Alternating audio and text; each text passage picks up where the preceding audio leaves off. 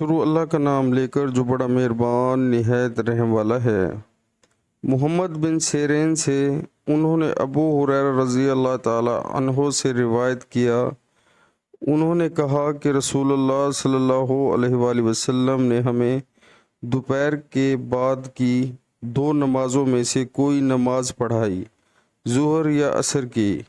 ابن سیرین نے کہا کہ ابو ہریرہ رضی اللہ تعالی عنہ نے اس کا نام تو لیا تھا لیکن میں بھول گیا۔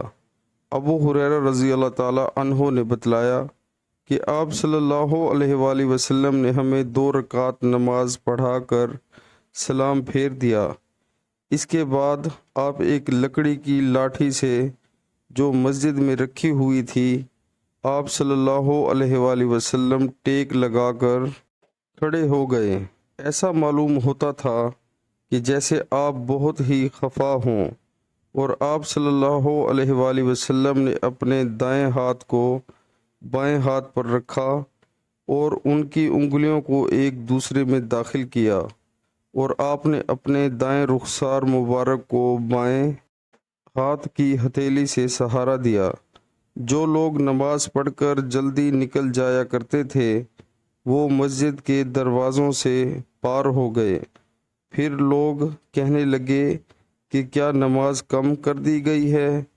حاضرین میں ابو بکر اور عمر رضی اللہ تعالی عنہ بھی موجود تھے، لیکن انہیں بھی آپ سے بولنے کی ہمت نہ ہوئی۔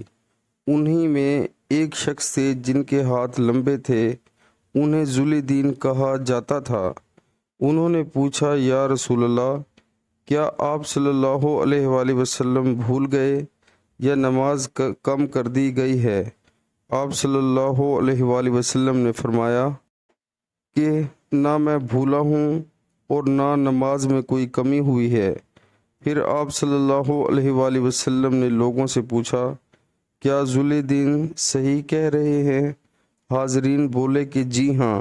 یہ سن کر آپ صلی اللہ علیہ وآلہ وسلم آگے بڑھے اور باقی رکعتیں پڑھیں، پھر سلام پھیرا، پھر تکبیر کہی اور سہو کا سجدہ کیا، معمول کے مطابق یا اس سے بھی لمبا سجدہ، پھر سر اٹھایا اور تکبیر کہی، پھر تکبیر کہی اور دوسرا سجدہ کیا، معمول کے مطابق یا اس سے بھی طویل، پھر سر اٹھایا اور تکبیر کہی۔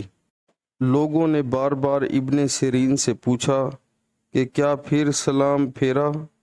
تو وہ جواب دیتے کہ مجھے خبر دی گئی ہے کہ عمران بن حسین کہتے تھے کہ پھر سلام پھیرا۔ صحیح البخاری کتاب نماز کا بیان۔ مسجد وغیرہ میں ایک ہاتھ کی انگلیاں دوسرے ہاتھ کی انگلیوں میں داخل کر کے کینچی کرنا درست ہے۔ حدیث نمبر 482۔ پیارے مسلمانوں، اللہ تعالی ہمیں حدیث پاک سن کر اس پر عمل کرنے کی توفیق عطا فرمائے، آمین۔